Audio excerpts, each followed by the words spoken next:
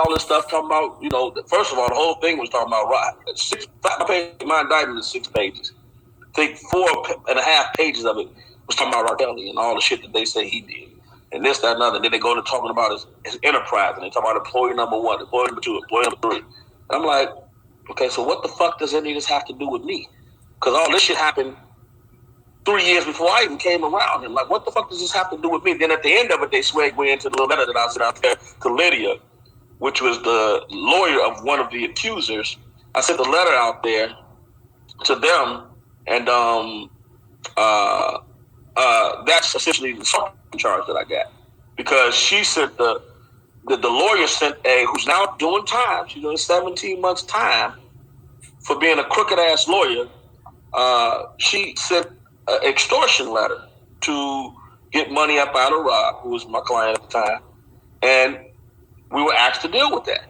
And the person she represented wanted out of it anyway. They wanted out of it. So we sent the letter back explaining, this is why you should drop the case. That's the one that I pranced around with. I didn't write it, a lawyer wrote it. And Rob signed it, meaning I was okay with what was in it. Sent it out there. That's essentially the stalking charge. So I'm reading this indictment like, what the fuck? You got 5 pages of shit that ain't got nothing to do with me. It's a paragraph. So they're trying to paint this picture that I was the one that led all these employees, they get all this shit from 2012 to 2010 to 20, whatever it was. I didn't come in to 2018. So why am I even being mentioned in the same sentence with all that shit when I wasn't even around when all that shit happened? It don't even make no sense. But that's an example of it right there. These people got to be incredibly slow, or just think you are. If you haven't, you should go and check out Choke No Joke's interview with Don Russell, and then you will get a perception as to all of the things he comes out saying that makes him look shady as fuck. But unfortunately, people that want to come out here and perpetrate their certain narratives fail to realize some of us came out speaking on the indictments, all the narratives that were being put out there, and the fact that most of these people involved in their backdoor deals are the reason most of this stuff became public.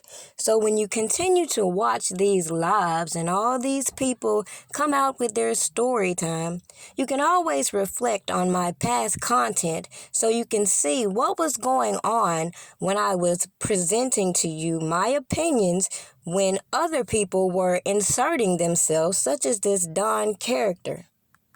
See, people got shit twisted, and I'm all for advocating for everyone's rights. As I said, this whole situation was bigger than Robert Kelly, but you have a lot of crash dummies out here caping for people too damn dumb to know you don't come out here publicly admitting to things laid out in an indictment, specify that an individual is the one who told you to do certain things, and then try to sugarcoat your involvement just because you walked into some bullshit and made yourself another target. And whose fault is that? But hey, that's just like I told you long time ago. Some of these people think Robert Kelly is guilty, needs help, therefore have facilitated a lot of these bullshit-ass narratives at his expense. Meanwhile, people such as myself have tried to give you reasonable doubt. Period. Prime example, this whole Michael Williams, Richard Arline debacle. It was clearly proven in Michael Williams' paperwork that it was Angelo Clary's car, yet we saw how the government presented this notion that Robert Kelly had sent these people to go and initiate this attack on Azriel. And then you come to find out the common leak between all these shady characters. So at the end of the day, instead of people questioning the legitimacy in these people knowing each other, considering the government clearly states there's no interaction between these parties involved and Robert Kelly, people with common sense, even if they believe the bullshit, would not keep coming public pushing certain notions. the whole tape scandal. Clearly, in the trial, they offered some video footage. However, it was not alleged child porn. And that all these people came public talking about they had all these videos, all these devices, and produced nothing. So the public is still holding on to this old trial and this old tape, and everybody avoids the topic and the whole extortion plot behind even that. So move on to this marriage with Aaliyah and how even in court they could not prove an authentic marriage happened. Yet all these people came to YouTube trying to convince y'all that they had a sexual relationship because that is what the narrative was. Never mind, I have shown you all this fraudulent activity to be plausible reasons to give you doubt that this man is guilty. You keep hearing these people keep saying this man needs help. They want you to believe he's so dumb, he's letting all these random people just bring people to him.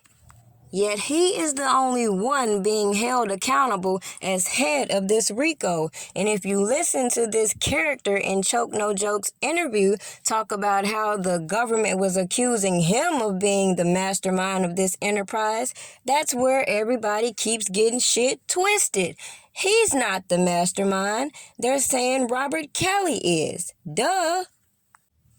And anybody with a little bit of basic common sense will know a person not willing to take his charge with a petty-ass marijuana charge is not finna take no terroristic threat charge. Period.